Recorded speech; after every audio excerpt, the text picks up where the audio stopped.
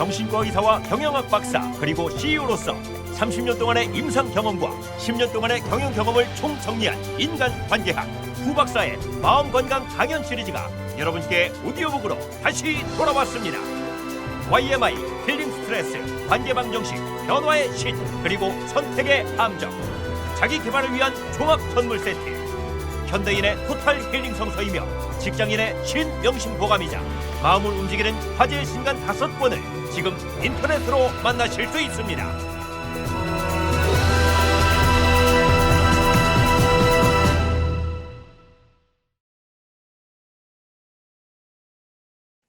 변화의 신 1. 변화의 심리학. 정신과 의사 이후경입니다. 오늘은 변화의 신의 첫 번째 강의로 변화의 심리학에 대해서 같이 알아보겠습니다. 미국의 한 리서치 회사에서 하버드 경영대학원 1974년 졸업생 중에서 크게 성공한 사람들의 특성을 조사했습니다. 첫째, 어려운 일을 인내하는 사람. 둘째, 평생 학습 습관을 지닌 사람. 셋째, 변화와 혁신에 도전하는 사람이었습니다. 한국의 한 리서치 회사에서 최근 현대그룹과 국민은행 1970년 신입사원 퇴직자들을 추적 조사했어요.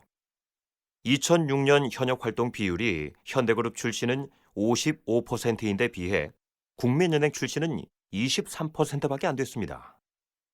현대그룹은 자립형 샐러리맨을 길러내고 국민은행은 매뉴얼형 샐러리맨을 길러냅니다. 한 현대그룹 출신은 이렇게 말합니다.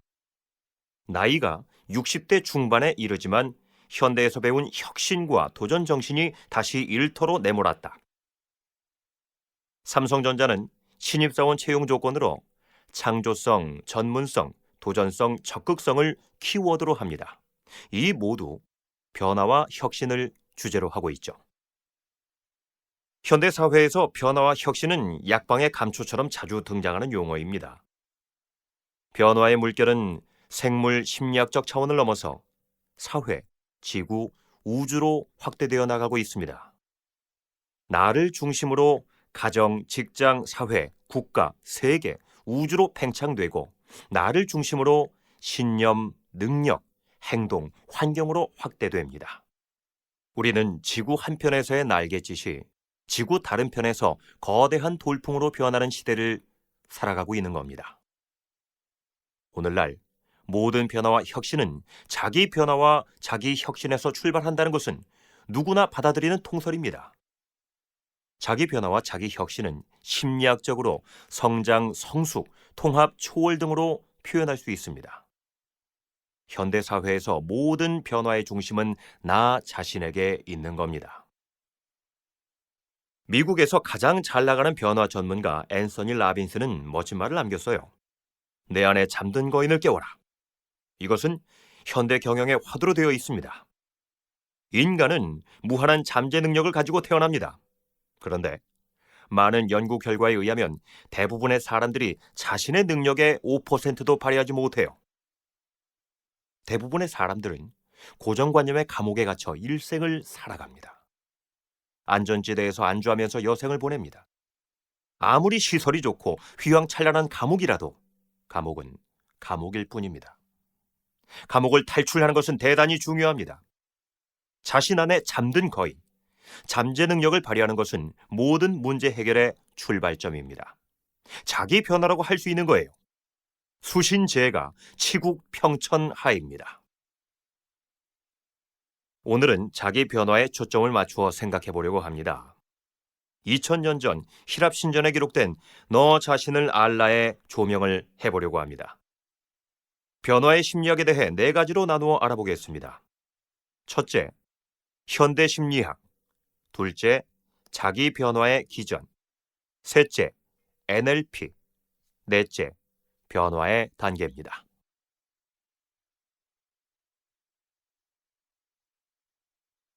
첫 번째 토픽은 현대 심리학입니다. 자기 변화에 대해 알기 위해서는 자기 변화 방법론인 심리학에 대한 이해가 있어야 합니다. 현대 심리학의 주류는 크게 4가지로 구성되어 정신분석과 행동주의 심리학, 인본주의 심리학과 초월 심리학입니다. 심리학은 고대로부터 크게 철학적 심리학, 과학적 심리학, 초심리학으로 나누어 발전했습니다.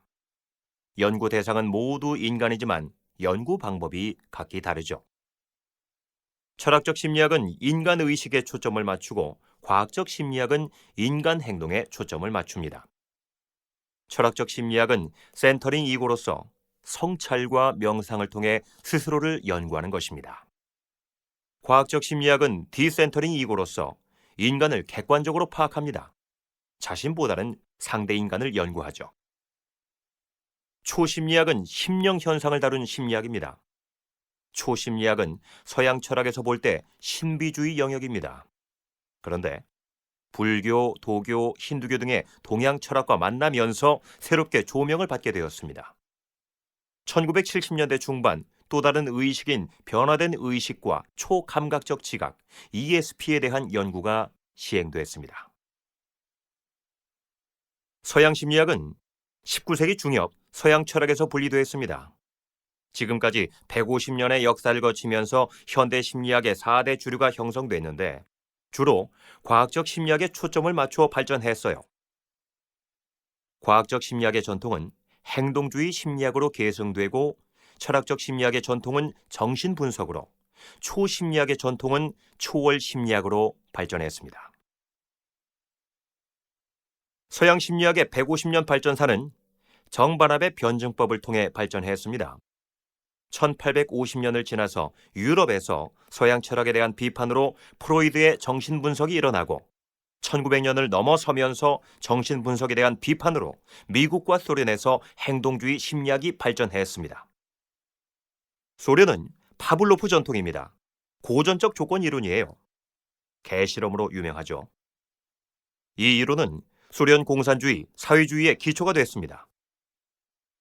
미국은 쇼다이크 전통입니다. 도구적 조건 이론이죠. 비둘기 실험으로 유명합니다.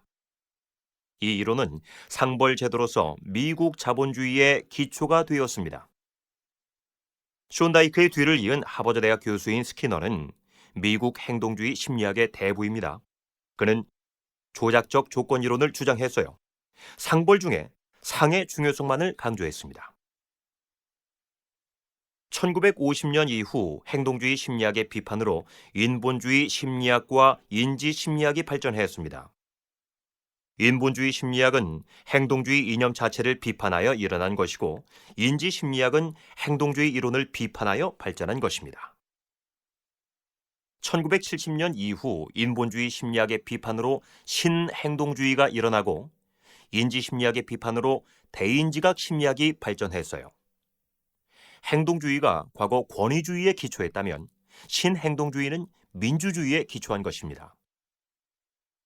대인지각 심리학은 심리학과 사회학의 만남입니다. 개인보다는 관계에 초점을 맞추겠죠. 인상관리 이론과 귀인 이론으로 알려져 있습니다.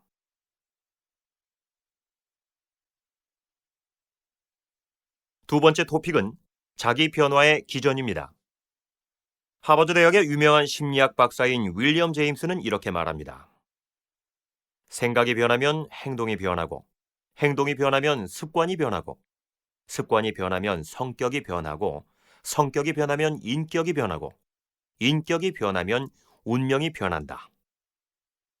윌리엄 제임스의 인용구를 보게 되면 자기 변화라는 것이 생각, 행동, 습관, 성격, 인격, 운명으로 직선적으로 진행하는 것으로 보입니다. 보통 자기 변화라는 것이 생각으로부터 시작하는 것으로 알려져 있어요. 그런데 그렇지 않아요. 자기 변화는 생각, 행동, 습관, 인격 모두가 변화의 출발점이 될 수 있습니다. 정신분석학자들은 변화의 출발점을 생각으로 봅니다. 특히 생각에 연결된 감정에 철저하게 초점을 맞추죠. 과거 경험을 중요시합니다. 특히 6살 이전의 경험을 매우 중요시해요. 3살 이전은 훨씬 더 중요합니다. 아이는 백지에서 출발합니다. 생각이 들어서기 전에 좋다, 싫다는 느낌이 들어서죠. 생각보다 감정이 보다 원초적입니다. 모든 정신질환의 원인은 과거의 부정적인 경험에서 옵니다. 어릴 적 부정적인 생각과 감정에서 오는 거예요. 정신질환은 생각의 병이기 전에 감정의 병입니다.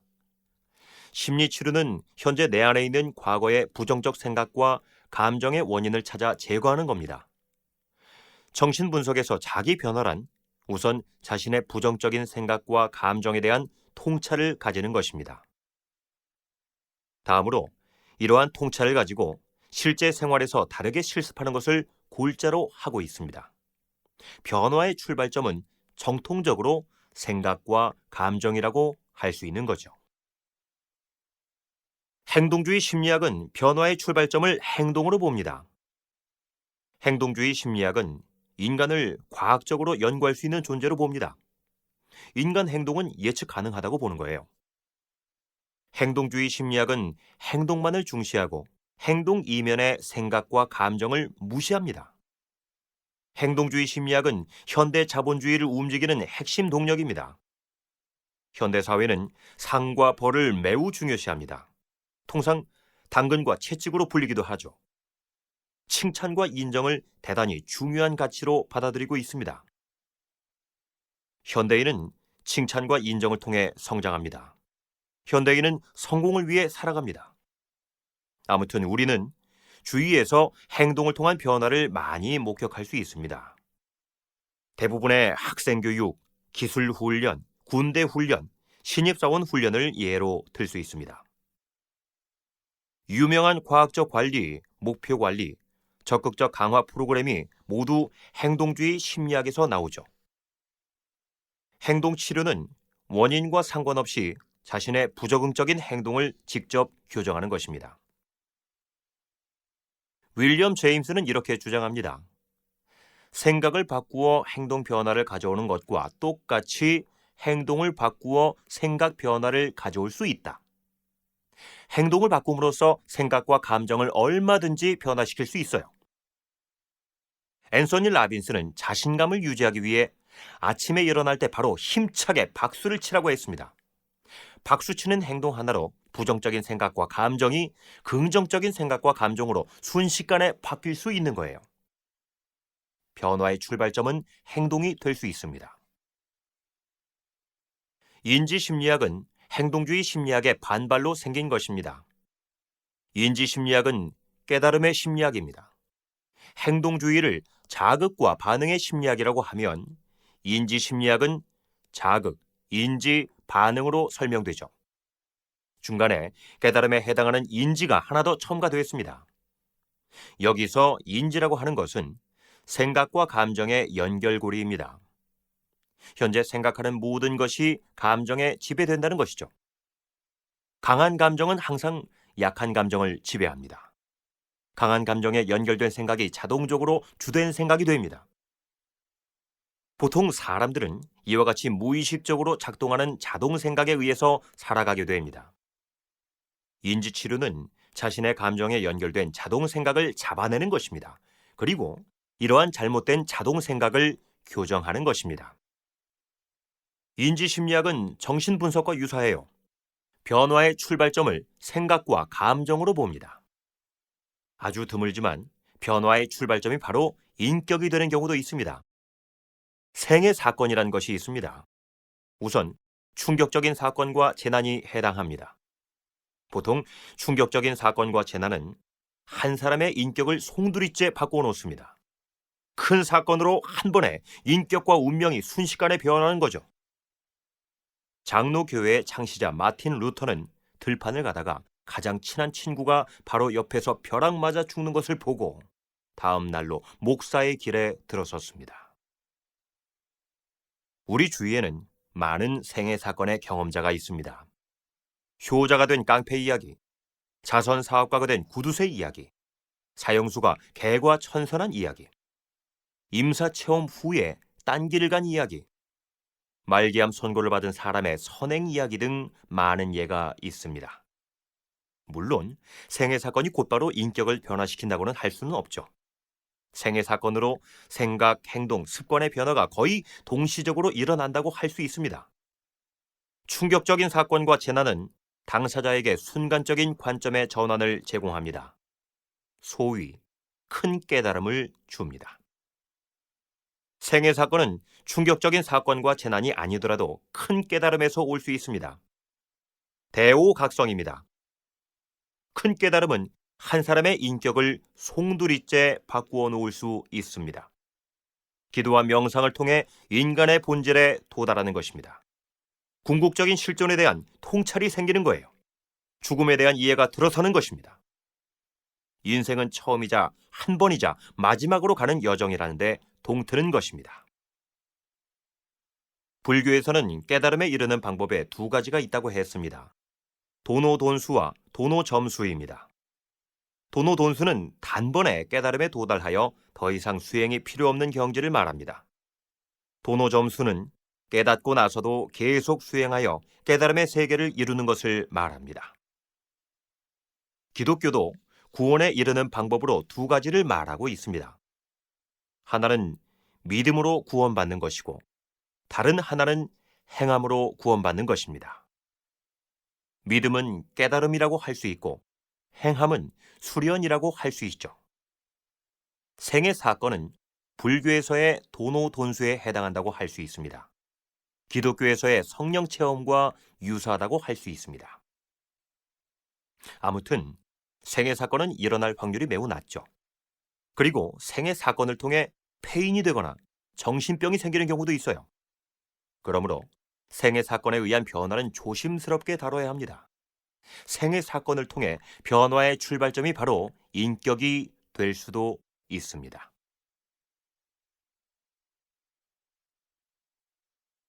계속해서 세 번째 토픽은 NLP입니다. NLP는 잠재의식을 겨냥한 혁신적인 변화 심리학입니다. 현대의 많은 변화 전문가들인 지그 지글러, 켄 블랜차드, 브라이언 트레이시, 스티븐 코비, 앤서니 라빈스, 존 맥스웰 등 모든 사람들이 NLP의 기초에 접근하고 있습니다. NLP는 변화의 초점을 습관에 맞춥니다. 말과 오감을 통해 습관을 바꾸는 거예요. NLP는 인본주의 심리학에 기초를 두고 있습니다. 인본주의 심리학은 행동주의 심리학과 더불어 현대 사회의 양대 산맥을 이루는 핵심 가치입니다. 인간에게는 무한한 잠재성이 있다를 기본 전제로 하죠. NLP는 현대 미국 사회를 지배하는 긍정심리학, 성공학, 행복학의 기초가 되고 있습니다.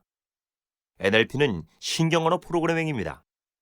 간단히 요약하면 뇌신경은 내뱉는 말에 의해서 새롭게 프로그래밍 된다는 것이죠. 말이 뇌신경을 바꾼다는 말입니다. 무심결에 뱉은 말이 나를 그쪽으로 몰아갑니다. 성경에 이런 말이 있습니다. 하늘과 땅이 사라질 때까지 1.1획 모든 것이 결코 사라지지 않을 것이다. 말이 입안에 있으면 내가 말을 다스리고 말이 입 밖에 있으면 그 말이 나를 다스립니다. 입 밖을 나간 말은 허공을 맴돌다 부메랑이 되어 다시 나에게 돌아오죠. 좀 더 자세히 보면 이는 마음과 몸의 커넥션입니다. 마음이 몸에 영향을 미치고 거꾸로 몸이 마음에 영향을 미친다는 원리입니다. 특히 말과 오감이 마음에 영향을 주는 것으로 되어 있습니다.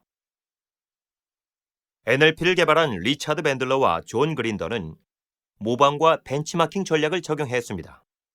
이 둘은 학생 시절부터 게스탈트 치료의 창시자인 프리츠 펄스, 최면 치료의 대가인 밀톤 에릭슨, 가족 치료의 대가인 버지니아 세티어, 인류학자인 그레고리 베이슨의 획기적이고 드라마틱한 심리치료 방법의 장점만을 선택하여 새로운 모델을 만들었습니다.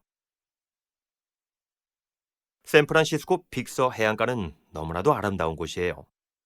그곳 에살렌 연구소에서는 당시 정신의학, 심리학의 대가들이 모여서 심리치료에 대한 혁신적인 연구를 시행했는데요. 밴들러와 그라인더는 이 연구소에서 조교로 일하면서 대가들의 모든 치료 방법을 벤치마킹했습니다. 대가들이 하는 말, 표정, 몸짓, 제스처를 그대로 흉내내어 프로그래밍했습니다. 그런데 놀랍게도 똑같은 치료 효과를 낸 것입니다. 그래서 과거의 정신분석과 행동주의 치료를 능가하는 NLP를 창안해낸 것입니다. 과거 심리치료가 거북이 심리학, 아날로그 심리학이라면 NLP는 스피드 심리학, 디지털 심리학입니다. 브라이언 트레이시는 미국의 유명한 변화 전문가입니다. 그는 변화를 위한 방법론으로 NLP를 대단히 훌륭하게 적용한 사람이죠. 브라이언 트레이시는 변화를 위한 4가지 조건을 말합니다. 4D라고 합니다. 첫째는 desire. 내가 변화를 절실히 원하는지를 물어야 합니다. 변화에 대한 열망이 솟아나야 합니다. 둘째는 decision. 결심해야 합니다. 변화를 위해 어떤 대가도 기꺼이 지불할 준비가 되어 있어야 합니다. 셋째는 determination. 결단입니다.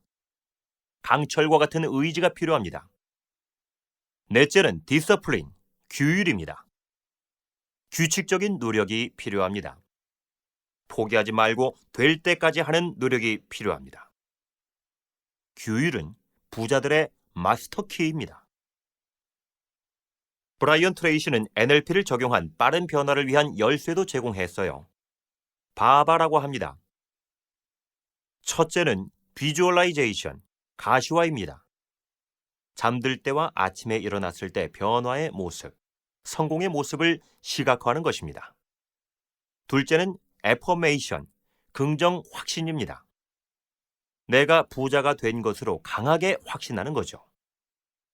셋째는 버벌라이제이션, 언어화입니다. 큰 소리로 말하는 거예요. 나는 할 수 있다. 나는 해낼 수 있다. 나는 내가 좋다. 나는 내가 좋다. 나는 최고다. 나는 대단하다. 거울 앞에서 소리를 외치면 자신의 모습을 직접 볼 수 있어서 효과가 배가 됩니다. 마지막으로 assume the role, 역할 연기입니다.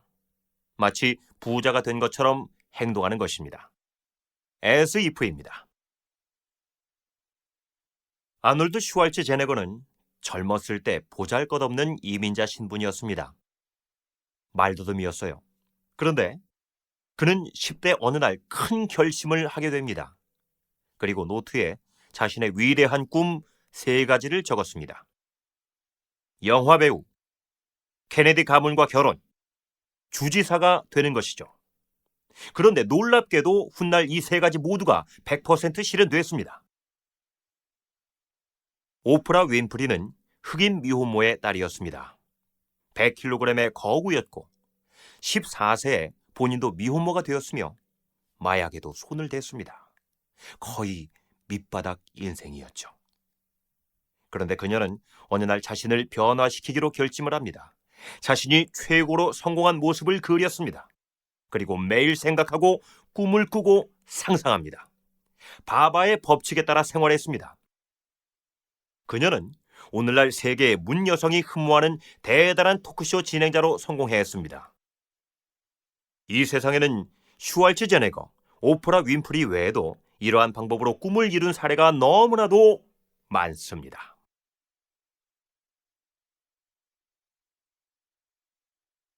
마지막으로 4번째 토픽은 변화의 단계입니다.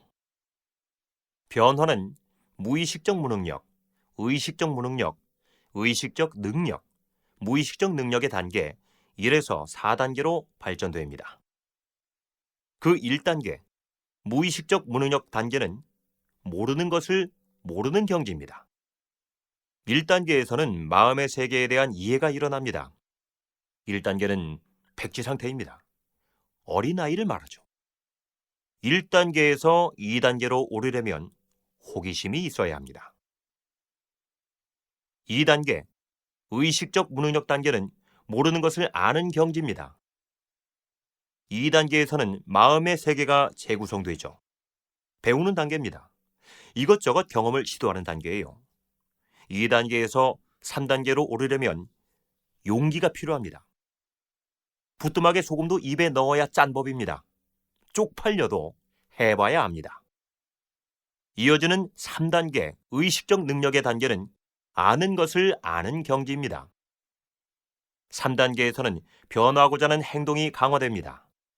아는 것에 대한 자부심이 들어서는 단계예요. 그렇지만 변화가 완성된 것은 아니죠. 자칫하면 3단계에서 교만이 들어설 수 있습니다. 다음 단계로 진입하는 데 방해가 될 수 있어요. 추락할 수 있는 거예요. 재밌는 얘기가 있습니다. 커다란 코끼리가 나무 다리를 건너가고 있었습니다. 코끼리의 머리에는 생쥐 한 마리가 앉아 있었죠. 그만 무게를 지탱하지 못해서 나무 다리가 무너졌습니다. 생쥐가 말했습니다. 나와 코끼리가 합한 무게로 인해서 나무 다리가 무너졌다. 셀프 에러건스, 자기 교만을 보여주는 예화입니다. 3단계에서 4단계로 오르는 것은 가장 어려운 작업입니다. 대단한 끈기와 인내가 필요하죠. 임계점이란 것이 있습니다. 0도씨의 물이 0도씨의 얼음이 되는 것, 100도씨의 물이 100도씨의 수증기로 변화하는 지점이죠. 같은 온도라도 위상이 변화하기 위해서는 엄청난 에너지가 들어가야 합니다. 영어 공부를 할 때 많은 사람들이 3단계에서 4단계로 극복하지 못해 쉽게 1, 2단계로 추락하죠. 수영, 골프, 운전, 공부 모든 것이 같은 법칙이 적용됩니다. 4단계로 못 올라가서 아쉽게 성공하지 못하는 경우가 많습니다. 공든탑이 무너지는 거예요. 성공의 꼬린점이 바로 눈앞에 있는데 직전에 포기하는 사람들이 너무나도 많습니다. 2%가 부족한 겁니다. 조금만 더 하면 반드시 해낼 수 있습니다. 마지막으로 4단계 무의식적 능력의 단계는 아는 것을 모르는 경지입니다. 마지막 단계에서는 탁월성과 잠재 능력이 강화됩니다. 4단계는 유지하는 것이 매우 중요합니다. 큰 노력을 안 하더라도 비교적 자신의 상태를 유지할 수 있어요. 하지만 한 번의 실수로 추락할 수도 있는 거예요. 겸손이 필요합니다. 불교에 깨달음을 3년 보지하면 해탈한다고 했습니다. 성경에 어린아이들과 같이 되지 아니하면 결단코 천국에 들어가지 못한다고 했습니다. 어린아이 같은 상태로 되는 것이 바로 무의식적 능력의 단계라고 할 수 있습니다. 의미 있는 예화가 하나 있는데요. 옛날에 한 아버지가 자기 아들을 공부를 위해 도인 친구에게 보냈습니다. 아들은 스승 밑에서 무려 20년간 열심히 배웠습니다.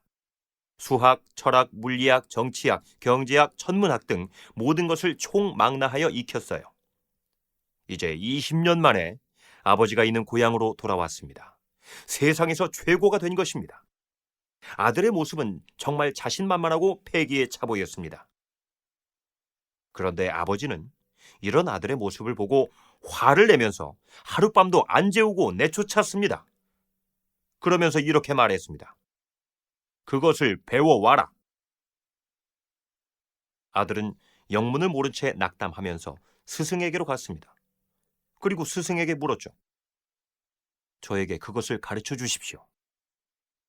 스승이 답했습니다. 진작 얘기했으면 가르쳐 줬을 텐데. 스승은 아들에게 소 한 마리를 주었습니다.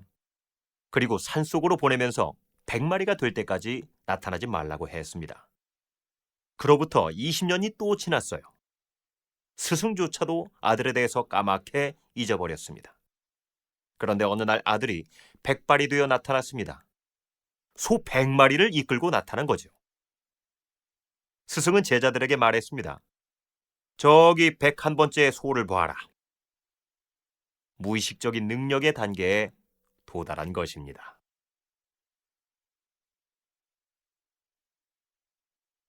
자, 이제 결론입니다.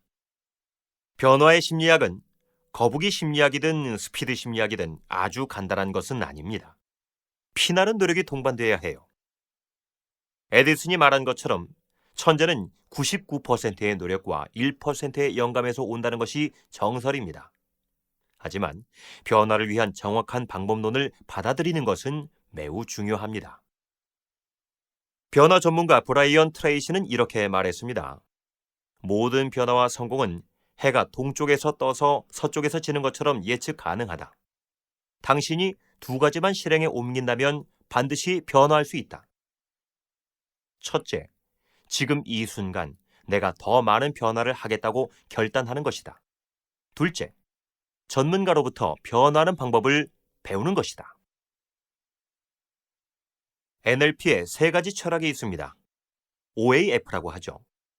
Outcome, Acuity, Flexibility입니다.